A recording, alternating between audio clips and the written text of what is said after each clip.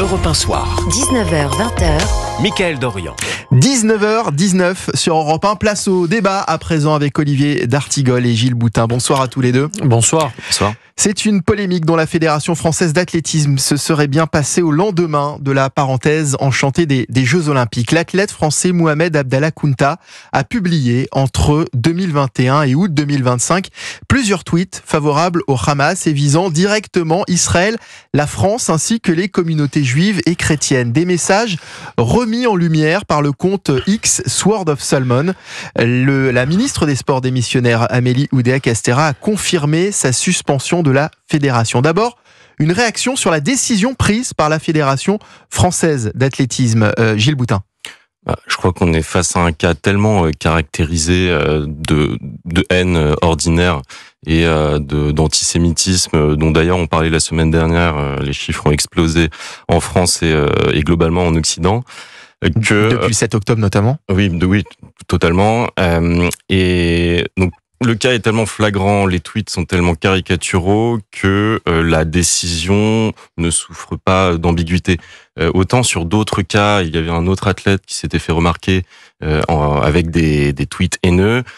On était remonté à son adolescence, il a fait un mot d'excuse en disant que c'était des propos d'un, je sais plus comment il a formulé, mais d'un petit con d'adolescent et qu'il le regrettait totalement. On peut encore accorder un léger doute et lui accorder le bénéfice du doute sur sa sincérité. Alors lui aussi a présenté ses excuses sur X. Oui, mais c'est du jour au lendemain. Voilà, je suis français, musulman et fier. Des personnes se sont amusées à fouiller dans mes tweets et à sortir certains de mes propos de leur contexte en me créant une réputation d'anti-blanc, d'anti-France, d'antisémite et j'en passe. Ce sont des tweets qui ont été publiés et partagés. Ça dure depuis des années. On a du mal à comprendre de quel contexte est-ce qu'il parle dans ses excuses, Olivier d'Artigol.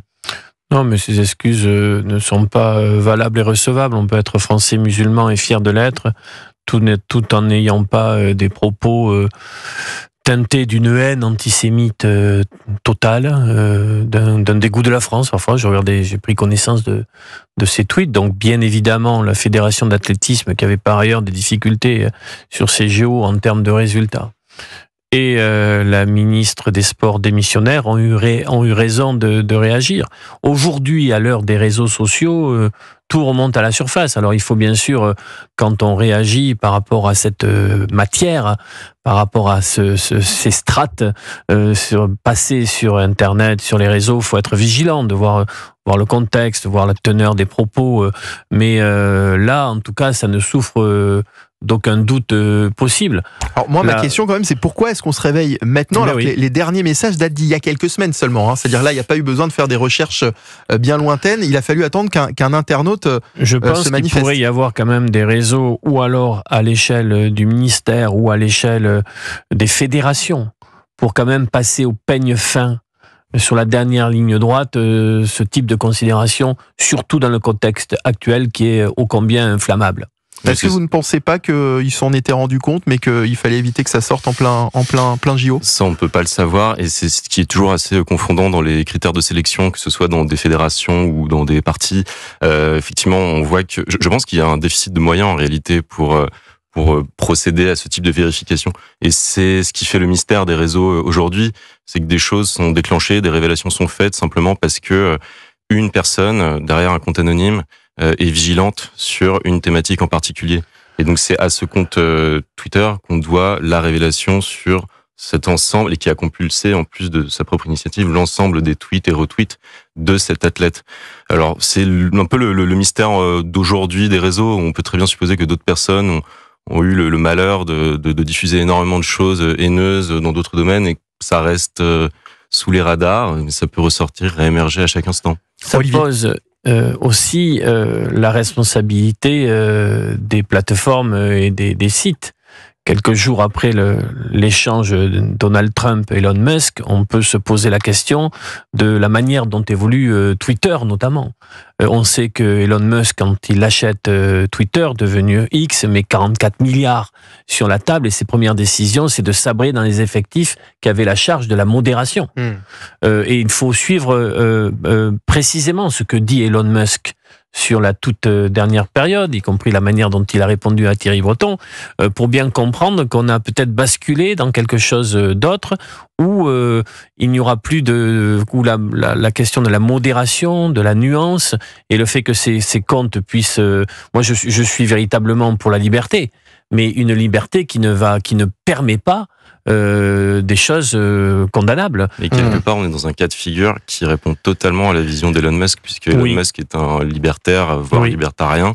Et le fait que ce soit les internautes qui se chargent par eux-mêmes de dévoiler les écueils intellectuels, enfin les positionnements moraux vraiment problématiques d'autres personnes, ça répond complètement à son logiciel de règlement de compte interpersonnel, et que la justice se fasse un peu de cette manière-là. Alors on a Justine qui est au standard et qui souhaitait réagir sur ce sujet. Bonsoir Justine.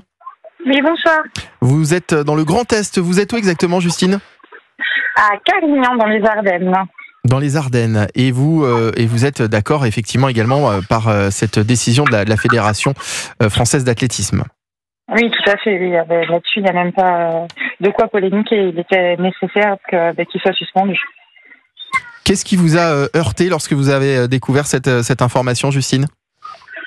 Après, il y a plusieurs choses. La première, déjà, c'est qu'on est laissé passer ces tweets qui, comme vous l'avez indiqué, il y a très peu de temps, ont été publiés quelques semaines avant les JO. Et même pendant les JO. Hein. Et même pendant les JO, pardon. Et après, voilà, je pense qu'on était dans une période où il fallait que tout soit beau, tout soit rose, tout soit festif et joyeux. C'est ce qui s'est d'ailleurs passé. Et ce qui est bien en soi. Le souci, c'est que maintenant, les réseaux sociaux, en fait, à trop vouloir donner de liberté d'expression, on en arrive à un non-sens de la liberté, qui, pour moi, voilà, on peut tout dire et son contraire.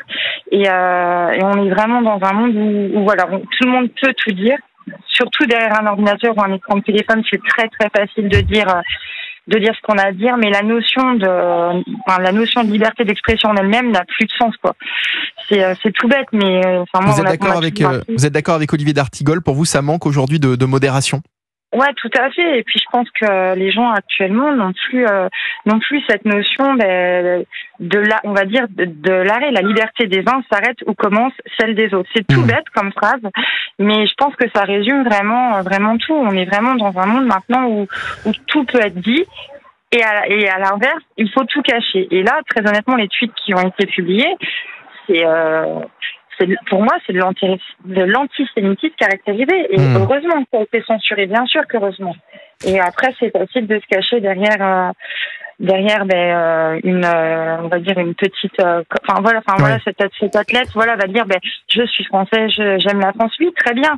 Mais il y a une différence entre être français, aimer la France, être musulman, être juif, être tout ce qu'on veut, et déverser une haine envers une race, envers un pays, envers un peuple. Je veux dire, on peut pas non plus, voilà, s'excuser de faire quelque chose et donner des excuses à ça sous prétexte qu'on a le droit de s'exprimer. Je suis pas du tout d'accord avec ça. Et je me répète, ça aurait pu sortir en plein Jeux Olympiques. Là, ça aurait été encore plus préoccupant pour la Fédération française d'athlétisme. Olivier. Bien sûr, et avec un double phénomène sur les réseaux sociaux. D'abord, les gens vont plutôt directement sur ce qui va conforter leur opinion.